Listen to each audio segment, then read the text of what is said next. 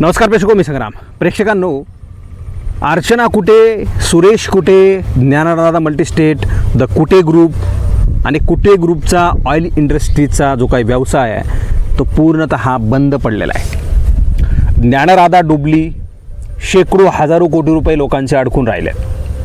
सुरेश कुटेंवर ज्या ज्या पोलीस ठाण्यामध्ये गुन्हे दाखल आहेत त्या पोलीस ठाण्यांच्या वाऱ्या आता सुरेश कुटे करतायत. जालन्याच्या कुठल्या तरी पोलीस स्टेशनमध्ये त्यांच्यावर गुन्हा दाखल करण्यात आला. त्याच प्रकरणामध्ये सुरेश कुटेंना अटक करण्यात आलेली आहे.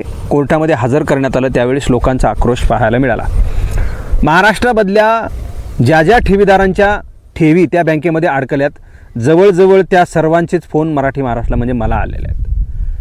ते आम्हाला रडून रडून म्हणतात की सर, आमचे पैसे अडकलेत, माझ्या मुलीचं लग्न राहिलं आहे, माझ्या घरावर पत्रे नाही आहेत, माझं लेकरू शाळेमध्ये जात नाही आहे, त्याला शाळेमध्ये बसू दिलं जात नाही आहे, विद्यार्थ्यांची फीस भरायची राहिलेली आहे, कोणाचं ऑपरेशन आहे, अशा विविध वेदना माझ्यापर्यंत येऊन पोचत आहेत.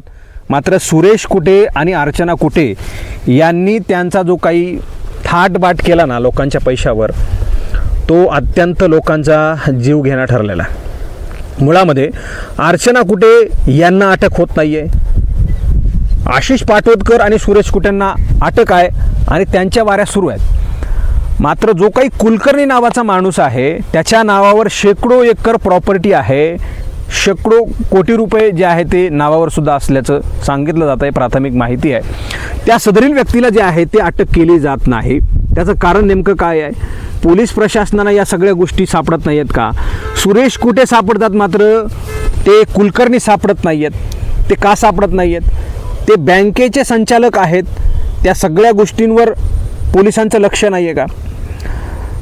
आत्ताच्या काळामध्ये फार धक्कादायक माहिती समोर येते, ती म्हणजे अर्चना कुटे आणि सुरेश कुटे या दोघांनी फार काळापूर्वी फारकत घेतलेली आहे, म्हणजे त्यांचा डायव्होर्स झालेला आहे. ते विभक्त आहेत अशी माहिती मिळते आहे. आणि जवळजवळ जिल्हा बँकेचं जे काही प्रकरण होतं मुंड्यांचं, त्या प्रकरणासारखी ही सगळी स्ट्रॅटर्जी कुटेंनी राबवली असल्याचं बोललं जात आहे. म्हणजेच काय, तर अर्चना कुटेंकडून डायव्होर्स घ्यायचा, फारकत घ्यायची, त्यांच्या नावावर प्रॉपर्टी करायची खरेदी विक्रीसारखी, आणि मी एकटाच याचा गुन्हेगार आहे आणि जेलमध्ये जायचं 5-6 वर्ष, 5-6 वर्षानंतर बाहेर यायचं आणि पुन्हा मस्तपैकी प्रॉपर्टी खोडून खोडून खायची, अशी सगळी परिस्थिती सुरेश कुटेंनी उभा केली असल्याचं बोललं जात आहे. सचिन उबाळे आहेत, त्यांच्यासोबत अनेक काही कार्यकर्ते आहेत, त्यांच्यासोबत लढा देणारे लोक आहेत, उपोषण करणारे लोक आहेत. या लोकांनी शेवटपर्यंत लढा दिलेला आहे. मात्र त्यांचा नाईलाज आहे. उपोषणाला बसतात, पोलीसवाले येत आहेत, ॲम्ब्युलन्स येते, त्यांचा उपचार करते आणि सांगते की कोर्टामध्ये प्रकरण सुरू आहे आणि ते प्रकरण सुटल्यानंतर तुमचे पैसे मिळतील. आता जिल्हा बँकेचे आपण जर प्रकरण पाहिलं तर वर्षे लागले त्यांना. कधी पैसे मिळतील याची काहीही शाश्वती गॅरंटी नाही आहे. या सगळ्या गोष्टींमध्ये सामान्य लोकांचं अगदी मरण आलेलं आहे. पोलीस प्रशासन, जिल्हा प्रशासन, राज्य आणि केंद्र या सगळ्या लोकांना या गोष्टीबद्दल काही माहिती आहे की नाही असा सवाल निर्माण होतो. त्याचं कारण असं आहे, माजी आरोग्यमंत्री राजेश टोपे यांनी केंद्रीय सचिवाला फोन केला होता आणि त्यांनी सांगितलं की आम्हाला याबद्दल काहीच माहिती नाही.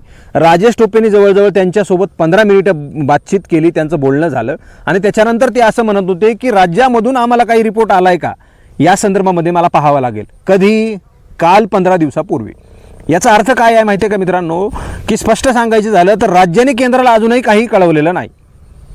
केंद्राकडे यांनी का कळवलेलं नाही हा सगळ्यात मोठा सवाल आहे. इकडे लोक आत्महत्या करतायत, आंदोलनं करतायत, त्यांना अन्न गोड लागत नाही आहे, काहींचे लेकरांचे लग्न बुडालेत, काही लेकरांना शाळेत जाता येत नाही, काही लोकांना अपंगत्व आलेलं आहे ऑपरेशन न केल्यामुळे. अशी सगळी विदारक परिस्थिती असताना राज्याच्या विभागाने जे आहे ते केंद्राकडे अद्याप कुठल्याही प्रकारची माहिती त्यांच्याबद्दलची सादर केलेली नाही. हे राजेश टोपेंच्या त्या झा नावाच्या अधिकाऱ्यांवर या बोलल्यावरून वाटतं. म्हणजे किती हलगर्जीपणा राज्यामध्ये चाललेला आहे.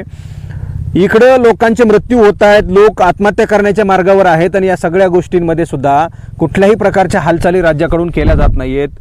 म्हणजे सुरेश कुटे यांना आपल्या पक्षामध्ये घेतलं म्हणजे त्यांचे सगळे प्रश्न सुटलेत असं आहे का? सुरेश कुटेंकडून त्यांना काही मिळतंय का? सुरेश कुटेंनी त्यांना काही दिलेलं आहे का? किंवा दिलं नव्हतं म्हणून सुरेश कुटेंना या सगळ्या गोष्टी भोगाव्या लागत आहेत का? असे एक ना अनेक सवाल या ठिकाणी उपस्थित झालेले आहेत. राज्याने सुरेश कुटेंना का नेमकी सूट दिली आहे? अर्चना कुटेंना का सूट दिली आहे? तिकडे कुलकर्णींना का सूट दिली आहे? त्यांच्या नावावर कोट्यवधी रुपयांची प्रॉपर्टी आहे. इतर जिल्ह्यांमध्ये कुलकर्णी आणि त्यांच्यासोबत असणारा एक त्यांचा सहकारी, कुटेंचा सहकारी प्रॉपर्टीची विल्हेवाट लावत असल्याची माहिती मिळत आहे. आणि जिथे जिथे कुठेंची प्रॉपर्टी ती सील करणं गरजेचं आहे. ती त्यांच्या नावावर अद्याप आहे. कुठल्याही प्रकारची त्यांच्यावर कारवाई केली जात नाही. सील करून त्यांची निलामी करणं गरजेचं आहे. ज्या ज्या लोकांना पैशाची आवश्यकता आहे त्यांच्या पैसे देणं गरजेचं आहे. असं असताना कुलकर्णी नावाचा माणूस त्या ठिकाणी जातोय, त्यांची कुठल्या बाहेरच्या जिल्ह्यामध्ये प्रॉपर्टी असेल ती विकण्याचा प्रयत्न करतोय, आवाच्या सव्वा किंमत लावून विकून टाकतोय. आणि अशी सगळी परिस्थिती असताना त्याच्यावर कारवाई होत नाही, त्याला अटक होत नाही आहे. पोलीस त्याच्यावर का मेहरबान आहेत असा सवाल या ठिकाणी निमित्ताने उपस्थित होतोय. आणि सगळ्यात महत्त्वाची गोष्ट म्हणजे लोकांचे पैसे आहेत, 1-1 रुपया करून जमा केलेले पैसे सुरेश कुटेंना पैसे द्यावे लागतील. मात्र आज त्या पैशाची आवश्यकता असेल आणि ते मिळत नसतील तर त्या पैशाला काय करायचं, असं सगळ्यात मोठा सवाल या ठिकाणी उपस्थित झाला आहे. पोलीस प्रशासन, राज्य आणि केंद्र या लोकांनी तातडीने या सगळ्या गोष्टींमध्ये लक्ष घालून सुरेश कुटेंच्या बाबतीमधला जो काही प्रश्न आहे तो सोडवणं गरजेचं आहे. अन्यथा येणाऱ्या काळामध्ये अत्यंत विदारक परिस्थिती महाराष्ट्रातल्या इतर अनेक जिल्ह्यांमध्ये होऊ शकते. याची नोंद राज्य आणि केंद्राने घेतली पाहिजे, राज्यकर्त्यांनी घेतली पाहिजे. इथले राज्यकर्ते या गोष्टींबद्दल शब्द बोलत नाही, जसं काही त्यांचा आणि या प्रकरणाचा काहीही संबंध नाही असं ते वागायला लागतात. कुठल्याही प्रकारचं स्टेटमेंट त्यांचं पाहायला मिळत नाही. बीड जिल्ह्यामधले नेते राजकारण करण्यामध्ये गुंग आहेत, आमदार आहेत, खासदार आहेत, यांना काहीही याचं पडलेलं नाही. अत्यंत दुर्दैवी ही सगळी गोष्ट आहे. मला म्हणायचं आहे की येणाऱ्या काळामध्ये विधानसभेत आणि विधानसभेच्या तोंडावर इथल्या ठेवीदारांनी, विधानसभेच्या उमेदवारांना, आजी माजी सगळ्या लोकांना जाब विचारणं गरजेचं आहे की आमच्या पैशाचं तुम्ही काय करताय. आणि या सगळ्या परिस्थितीमधून बाहेर निघण्याचं काम या ठिकाणी केलं पाहिजे. सगळ्यात महत्त्वाची गोष्ट म्हणजे प्रशासनाने यामध्ये गांभीर्यानं लक्ष घालणं गरजेचं आहे. आणि जर तसं नाही झालं तर येणाऱ्या काळामध्ये या ठेवीदारांच्या फार हाल अपेष्टा भोगाव्या लागतील त्यांना. आणि अशी सगळी परिस्थिती विदारक आहे. मित्रांनो, या सगळ्या गोष्टींवर तुम्हाला काय वाटतं तुम्ही कॉमेंट बॉक्समध्ये प्रतिक्रिया द्या. हा व्हिडिओ तुम्हाला आवडला असेल तर जास्तीत जास्त शेअर करा. चॅनलवर तुम्ही नवीन असाल तर चॅनल सबस्क्राईब करा, बेल आयकॉन प्रेस करा. हा व्हिडिओ तुम्ही फेसबुकच्या प्लॅटफॉर्मवर पाहत असाल तर तिथंही फेसबुकच्या पेजला लाईक करा, फॉलो करा, शेअर करा. धन्यवाद.